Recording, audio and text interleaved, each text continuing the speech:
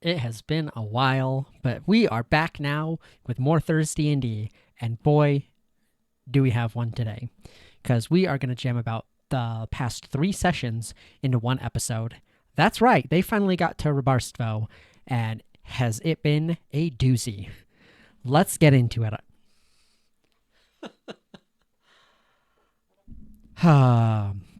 So, last we left, the group had just faced some lions on the road headed north towards Ribarstvo, and having slain a few of them and incapacitated and drug one along with them, they get closer to the gates, and at which point the guards at the gate of Ribarstvo hail out and begin demanding, is that a lion? Pickles moves to cast invisibility, but the guards are set up in such a way here that it's 2 militia and 1 mage, so they are able to counterspell him because they can recognize him casting, but they're not sure what.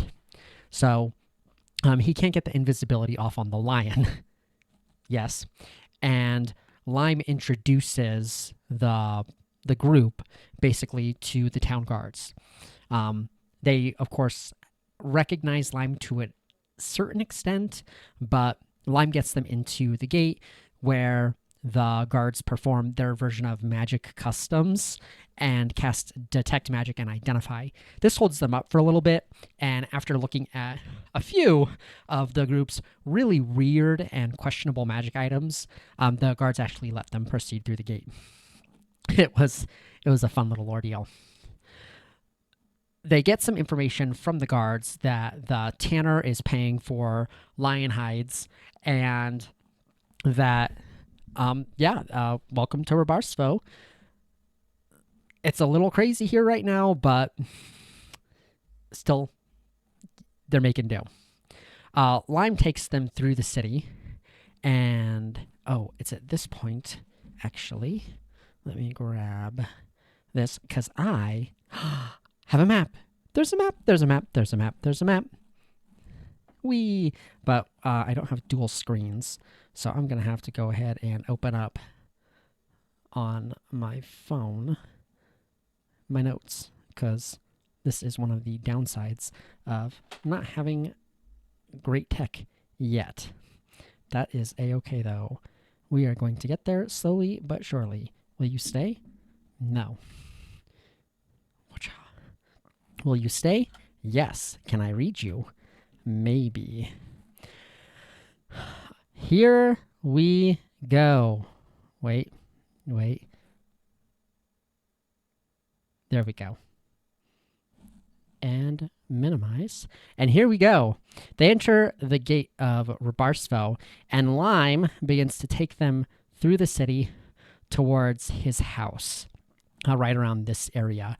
And Lime introduces them to his wife, Darcy. Where are we? We're getting close in my notes. There we go. Lime introduces them to his wife, Darcy. Really gorgeous, fair-skinned woman with dark brown hair. He has 2 kids. They have a teenage daughter who looks a lot like their mother, and there's a young boy who kind of takes after Lime, kind of has the same speech pattern. Hi guys, how are you? It's okay. But cute, adorable little family. And Lime kind of, he tells him that he can run him around the town, but he's not sure all of what that he's going to be able to do for them. Jeff had given Lime some money the previous night, 2 gold pieces. How I run gold and currency is, instead of the standard 10 pieces creates 1 larger currency, it's 100. So it would be 100 silver pieces that make 1 gold piece for my setting. I just feel it makes money more valuable. So with this money, Lime no longer needs to really travel with them. This money will take care of him. At least he's confident this money will take care of him until his job is restored. So he's committed to helping the group out. So after he introduces them to his family, he runs them up towards the market area and introduces them to the barber. Because in town, the barber is probably going to be the one handling a good chunk of the people.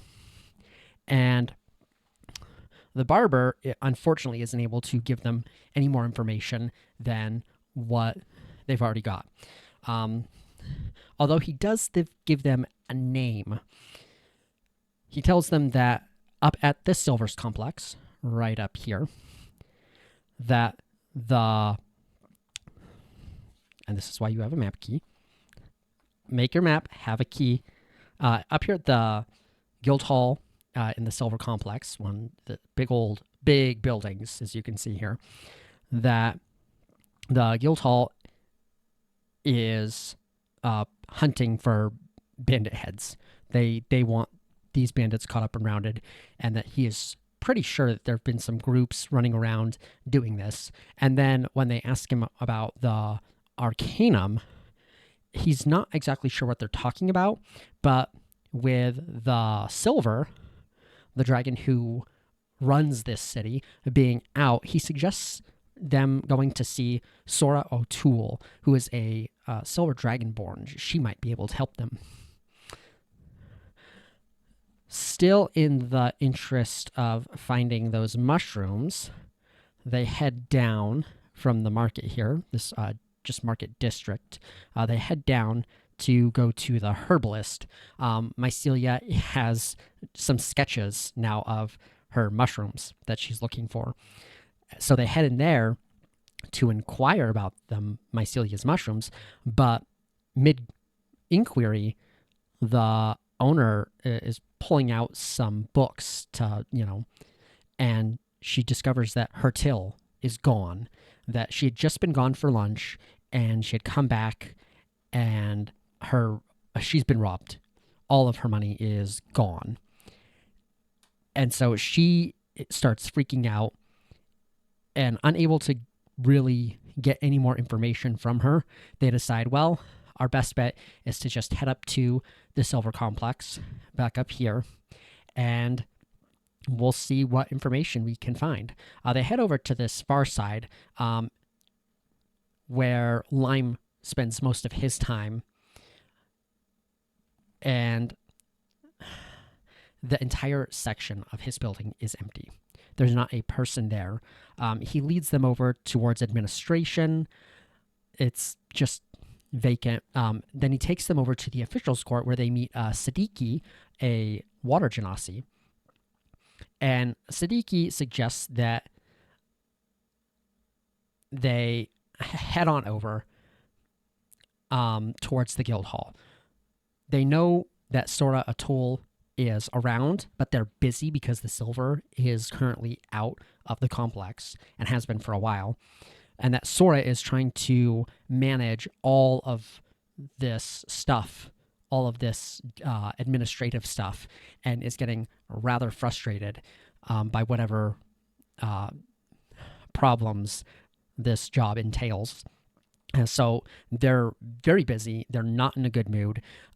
Siddiqui does take interest in Jeff and mentions that there are Warforged executioners that serve in the court. So Siddiqui's rather interested in Jeff. But aside from this, with Sora O'Toole being so busy, Siddiqui says, well, head over to the guild hall. Go see Ananar. So that's exactly what they do.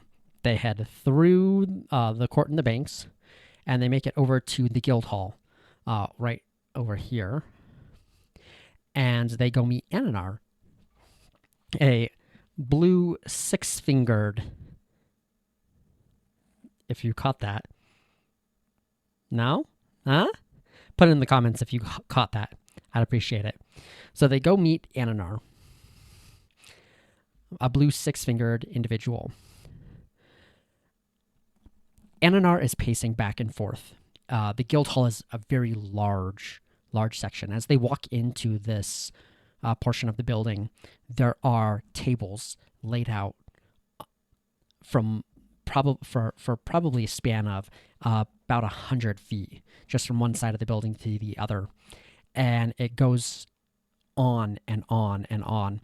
And Ananar is pacing at the very far back of the room, past a handful of desks and countertops. And he's pacing at this very large window. And at the back of this window looks out over the coast. And I have the players roll perception checks, and they notice that there are specks out in the coast. And they can vaguely make out that these are ships.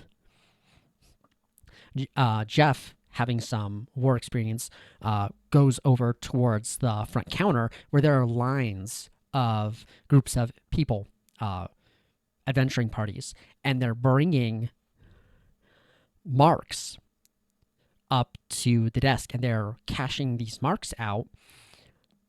And as he approaches the desk and sees these groups of people doing that, he looks over, and up on the wall, on the very far right-hand side of the room, there is a large map, like a battle map, noting where the harbor is, the north point of the harbor. There's a black line that's drawn halfway through the map in like a wide arc. And there are a plethora of red pins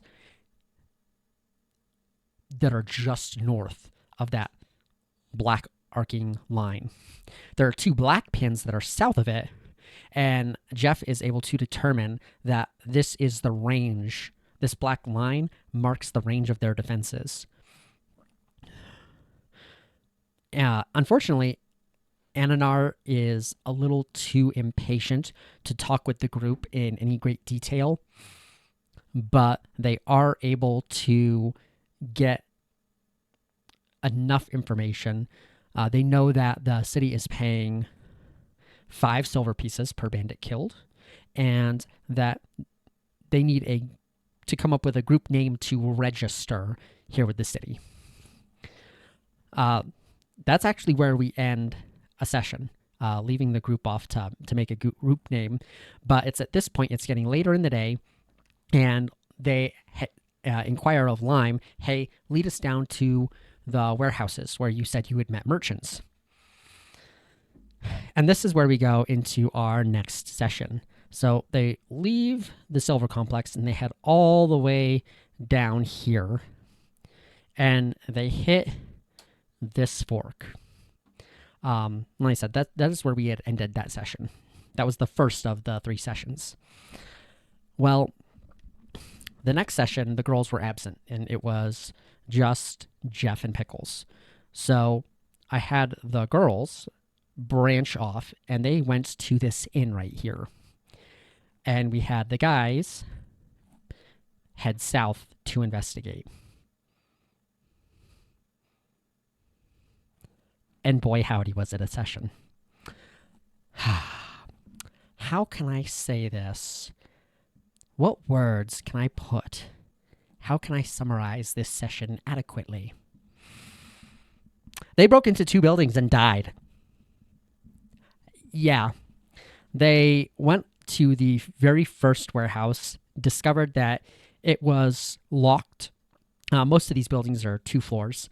They discovered the bottom floor of this first building had a padlock, and the top floor that had double doors on the inside, on the top floor that were barred.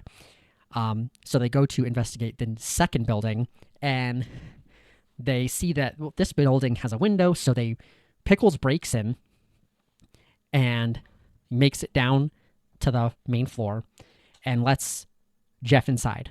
And it's at this point they start looking through the building to see if they can find any tracks or any evidence of these people who've been coming in on these boats. So Pickles heads back upstairs, and Jeff goes to investigate the southern side of the building. And once they've done a little bit of digging around, the building is full of crates and barrels, and they're prying things open and looking through them. And mostly it's foodstuffs. They're finding flour and beans. And so there's nothing really notable here. Jeff, however, on the bottom floor, he does find a secret entrance. Someone has pried loose one of the nails. Not enough to remove it, but enough to be able to push one of the boards on the lower portion of the wall, push it back, and then swing it up so that you have this really narrow crawl space that someone really scrawny could crawl through. So he finds this, and the nail is really well oiled, so it makes no sound. It's perfect for someone to get in to this building, even if the doors were all locked. Mind you, Pickles had to break the second floor window to get inside. Then Jeff gets shot in the back.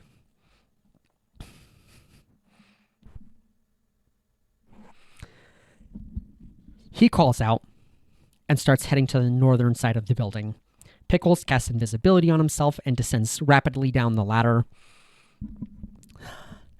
And in a wild frenzy, they discover that there is an individual hiding in one of these barrels, and he is taking sneak attack pot shots at the two of them. Because yes, even though Pickles is invisible, as he descends down the ladder,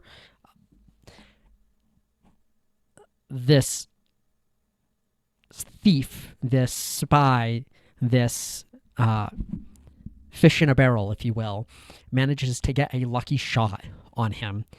And by the time the two of them make it over to this barrel to get retribution on their assailant, they're both pretty low on hit points.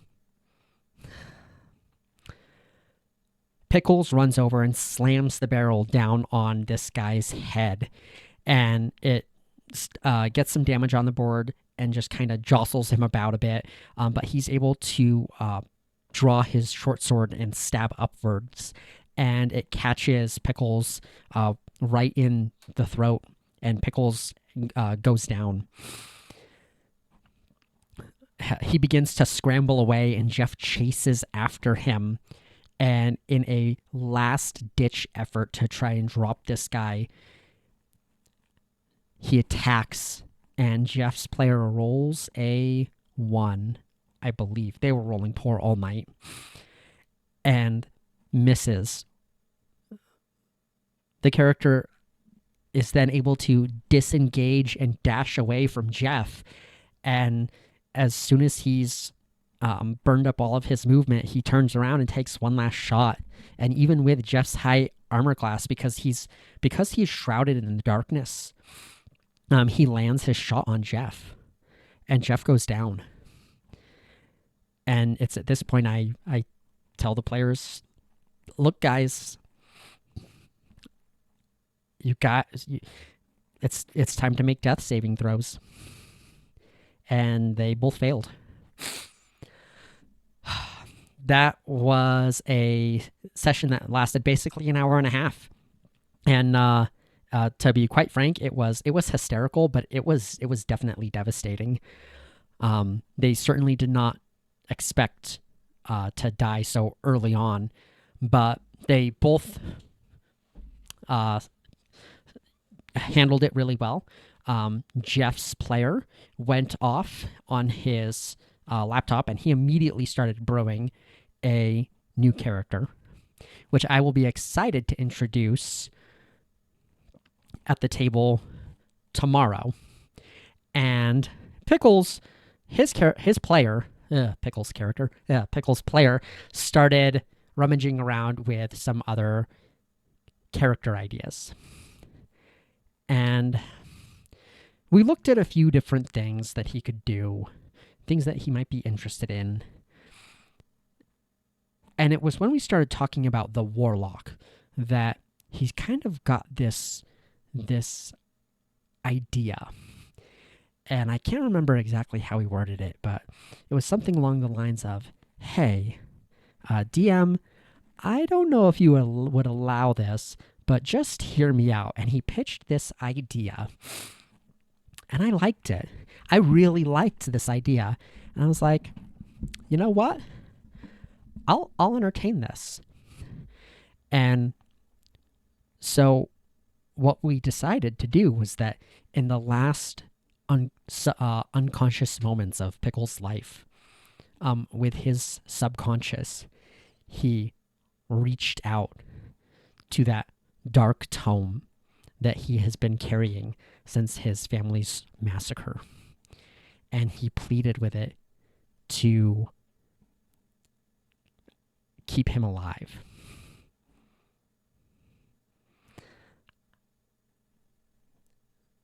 And it did.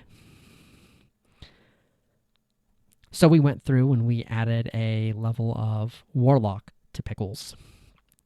And how Warlocks work in my setting is that their powers are gained, their abilities are all gained through the power of words, through the deal that they make with an entity who is strong enough to share a portion of their power.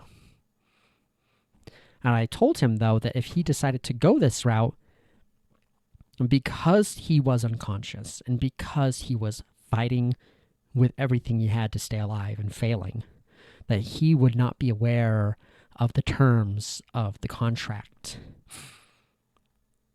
And he agreed. He played some funny clips of some show he had been watching at the probably like the night or so prior. What was it? It's some show about singing and dancing devils. It looks pretty humorous, if I do say so myself. So we went ahead and we added a level of Warlock to Pickles, because I don't care about players being the same level. It really it doesn't matter to me. And we ended the night there, and that was the beginning of our 2-week break. So that gave me a whole 2 weeks to figure out just how I wanted to do this contract. I'm excited, to say the least. But we get back, and this session was last week's session. We get back, and because the girls were gone, we start right back up with the girls at the inn that they had gone to. And they meet the innkeeper and they have some dinner, and they hear just some grumbles around the inn about how conditions are just getting worse and work is starting to dry up, and they can't see the end of this conflict. And so people are starting to get really frustrated. But it starts to simmer down, and people start heading out and heading to their rooms. And the girls notice that Jeff and Pickles, they're not back yet. Athelia and Mycelia, they're starting to get kind of concerned at this point. So they decide, okay, we're gonna head out in the middle of the night and go look for them. And let's head right on back to the map here. So they leave the inn in the middle of the night, probably around 10:30, and they start heading back down towards the warehouses. And they get down, and right about here, they run into this guy who's been pretty badly wounded. And they begin inquiring, who are you? What's going on? How'd you get so hurt? And he tells them that he was a guard for one of these warehouses, and he works for the Easterbrine Trading Company, and he's pretty sure he was attacked by the opposing trading company. And he's in really rough shape. He's got a terrible limp. And they're like, okay, well, get out of here, go report back to your boss, we guess. And so they heal him up a bit, and he takes off. As at this point, they check out the first building. They don't see any signs of it entering, so they head on down. And as Mycelia flies through the broken window, Athalia heads down through this side of the building into the doors, towards the doors, and that's where she finds Jeff. Laying there, he's been slain. His body has been picked. He has none of his belongings. Mycelia flies down, and they debate with what to do. And unsure of just how to deal with this situation, they determine that before we can figure anything out, we have to go and find Pickles. So Athalia cleverly casts Locate Object on the book, and they head into the building, and this is where they find Pickles. Although Pickles, he is gaunt, he's sweating profusely, he's got a paleness to him. So they heal Pickles, and Pickles is able to regale them with the story of their defeat at the hands of the man in the barrel. So they go and they collect Jeff's body and mournfully head on back to the inn to rest for the night.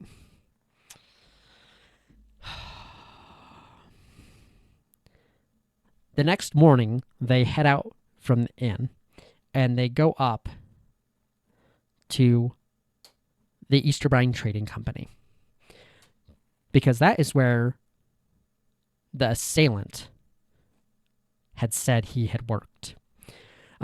With the details of Pickle's story and the condition of the man that they had run into, it was pretty easy to determine that this guy was the guy who killed Jeff and nearly killed Pickles. So they head up to the Easterbrine Trading Company, and there's a sign on the door that says that the place is closed. But when they knock, they're able to get an answer. Someone had been waiting at the door, and as it flies open, a man begins to yell at them as if he was expecting someone else. But he settles down pretty quickly, and they start asking their questions. The man who runs the trading company informs them that no one guards the warehouses here in the city. The only things that are stored in the warehouses here is food stuff, and people aren't gonna break locks and break windows to get into a building to steal food here. It's just ample enough. Sometime during this conversation, Pickles casts a zone of truth to make sure that any information they get seems legitimate. And they begin to inquire of this businessman, where are the shady parts of town? Where would you go if you were looking for someone of ill repute to do some work on the lowdown for you? And the man, he begins to answer, but before he says anything, he catches himself, realizing he's about to say what he's thinking, and therefore says nothing and just slams the door in his face. So they're not able to get much out of him, but they are able to figure out that the seedier part of town is right down here in the southwestern portion of the city. This is the area that you kind of want to avoid at night. This area right down here. So they determined that, okay, we'll go down and we'll check this place out. But they're still carrying Jeff's body with them. And because they heard that the Silver Complex had Warforged executioners, they head over to the Silver Complex to see if maybe they might know something about Jeff or be able to help get him back. Unfortunately, they learn at the Silver's Complex that the only people who would be able to restore Jeff or do anything with his constructed body would be the people who built him in the first place. There's simply not enough arcane knowledge here at the Silver's Complex to be able to do anything with him. Trust me, they tossed around lots of ideas, turning him into armor, making trinkets out of him. What they finally settle on, though, is giving Jeff's body over to the city to set up as a statue, which the city is actually very excited about because of this recent bandit play. They can take and they can post his body up at the front of the city, kind of as a warning to anyone who's coming in. What's really funny is their initial suggestion for making Jeff a statue is, they wanted to put him up in a park. And if you remember from the session 0, the background concept for Jeff, you will understand why this is so darn funny. So they turn the body over to the city, and then they begin making their way down the streets and heading down. Now, keep in mind, Lime lives around here, right around this area. So they make their way down, they pass Lime's house, and as they're getting down towards the end of the street where the forks, where the warehouses are, a man calls out to them, and Pickles slightly recognizes his voice. The man in question is in the front yard of his abode, and he is tending plants. And he has this really, really lush garden that he is cultivating. But everything is in pots. Nothing is planted in large boxes. Everything is potted. And he begins asking the group questions about who they are, what they were, where they found Lime. Because he had seen them come back with Lime just the other day. And he wanted to know, how did you meet him? What were the circumstances behind that? Is he okay? And just kind of this weird guy. But the group has their own agenda, and aside from being, just kind of caught off at the strangeness of this man, they're remembering Snid from back in Pontano, and they remember that Snid said he had associates here. And so one of the things that they've aimed to do once they got down to this side of town is start asking if people knew Snid the Kobold. And they ask him, and sure enough, this guy knows Snid the Kobold, but he doesn't really want to talk outside, and so he invites them all in for some tea. He has this apparently amazing collection of plants, and would love to show them off. Apparently some specimens that Snid helped him acquire, and he works on coaxing him inside. During this conversation, one of the members, I forget if it was Pickles or Athalia. Was it Mycelia? I don't remember which one it was. But they branch off and they go up and they see Lime. And they say, "Hey, do you have a neighbor so-and-so?" And Lime simply replies, "No, I don't have a neighbor so-and-so." And it's with this information that they all go inside this man's house. And as they go inside, I have them all make perception rolls. And sure enough, this house has been recently redecorated. There's plants everywhere. Their wear patterns on the floor do not match the layout of the current furniture. And as he begins to brew some tea, Mycelia drifts over to inspect what he's preparing. And sure enough, he is got leaves of petals of nightshade out that he intends to brew this tea with. And realizing that this man is trying to poison them, she calls out to the rest of the group, and combat breaks out. Pickles turns invisible. Athalia tries to paralyze the man, but he is able to succeed on his saving throw, and he also succeeds on the saving throw against Mycelia's ensnaring entanglement spell. Yeah, I think I got that right. And he, knowing he's outnumbered and in danger, scoops up some stuff, which they didn't notice, and begins trying to make a break for it. I think that group is able to get a hit or two in on him before he gets out of the house, but he books it out of the house and starts running down the street calling for the authorities. And the group follows him. And off in the distance, they can see guards heading their way. And that's where we ended for that third and final session. We'll be getting back to the game tomorrow, and I'm looking forward to introducing Jeff's new character. I believe his name was Frank. So that'll be fun. And yeah, we'll get to have a little encounter that's less combat and more talky. So I'm excited to see where this leads. I plan on having a lot of fun with Pickle's contract. He's already seeing an effect of it. He took a long rest at the inn, and when he woke up in the morning, he had permanently lost 1 hit point.